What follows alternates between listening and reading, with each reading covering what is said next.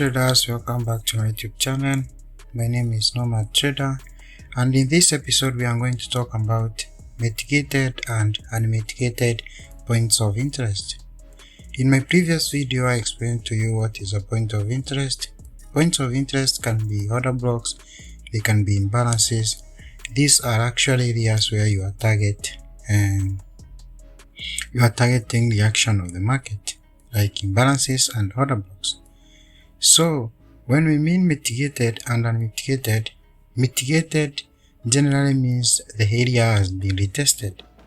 Like in this area here, we have our order block. This order block, you can see the price moved in a downtrend and reversed, and it has tapped in the zone again. So this area we consider it as mitigated order block. The imbalance here we can see after it was left by the market, you can see the market has already crossed above it, so that imbalance and the order block, they have already been mitigated. For unmitigated instances, these are areas which have not yet been retested by the market. Like in this area here, you can see we have an order block which the market never came to retest. So the market is still on an uptrend now, and we expect the area to be mitigated.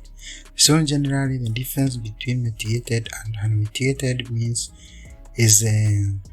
mitigated is the one which has been retested, and unmitigated is one which has not been tapped since the price left that area. If you look like this example here, these order blocks, they have been mitigated because you can see the price returned to those areas, and that is how we identify mitigated and unmitigated points of interest.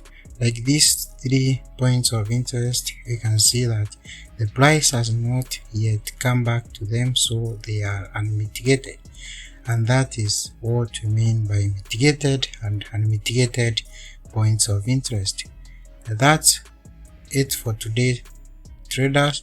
Thank you for your time for watching my videos, and for new viewers, please kindly subscribe, like and share the video. I'm going to give you each day content by content, and you are going to understand the market more the more we repeat and